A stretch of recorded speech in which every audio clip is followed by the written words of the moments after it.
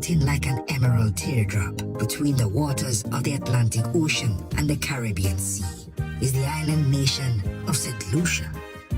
At 27 miles long and 14 miles wide, it's one of the largest of the Windward Islands.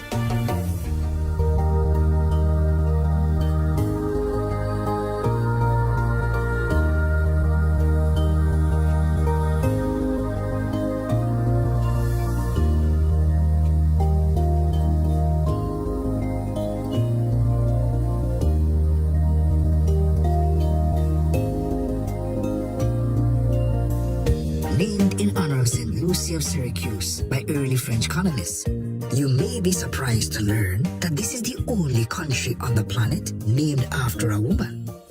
But then again, it will all make perfect sense once you feel the warm embrace of St Lucia's beaches, forests, and mountains.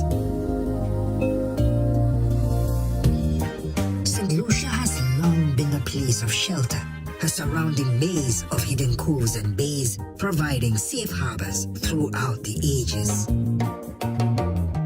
For centuries, the original Arawaks and Caribs made their homes around the island's northern bays. In the 1950s, the notorious buccaneer Leg Le Clerc became the first European to settle here. From high on his hilltop hideaway on Pigeon Island, he and his fellow swashbucklers would swoop on passing Spanish galleons.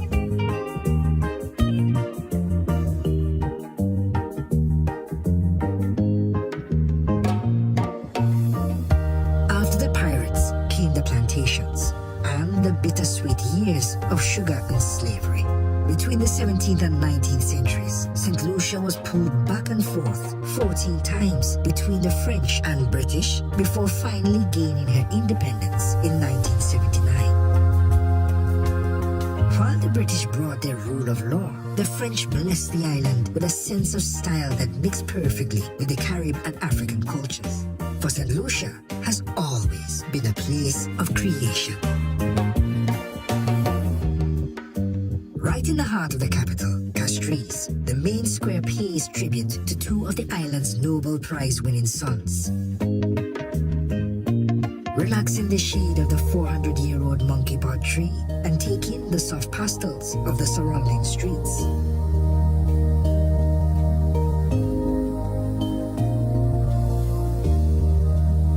Just across from the park, visit the basilica filled with murals that blend the colors and traditions of Africa, the Caribbean, and the West.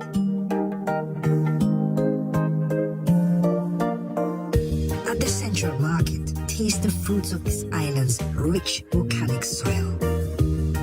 Enjoy some real St. Lucian home cooking, then spend some time seeing crafts lovingly made by local hands.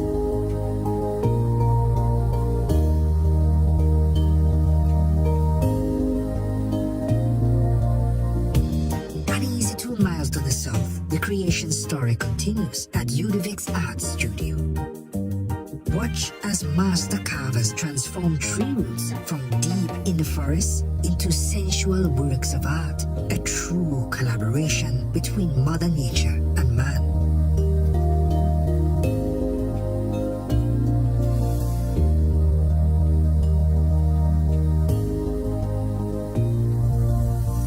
On the southwest coast, the town of Soufrière is cradled by some of the island's greatest natural treasures. There's a relaxed style here too, along the waterfront and streets of this sleepy French colonial town. St. Lucia's beauty can take your breath away and breathe new life into your soul, which is why the island is a favorite with honeymooners and lovers of all ages.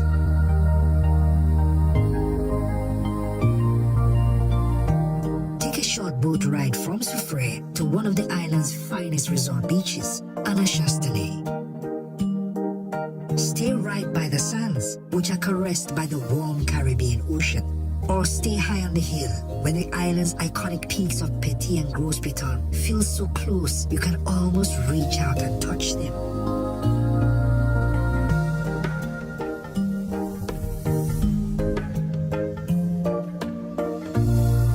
nestled between these two volcanic spires, is one of the West Coast's most secluded hideaways.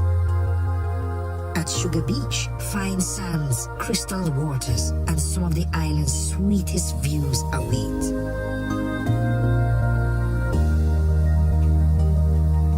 St Lucia is a place of rejuvenation too. Not far from Soufrière, take a soak at Sulphur Springs and coat your body in healing mud that comes from deep within the earth. When it's time to cool down, take the Ted Paul Nature Trail into St. Lucia's high country. From here, look down upon an island of possibilities, for this is a place of endless mystery too. Shelter, creativity, beauty, rejuvenation, and mystery.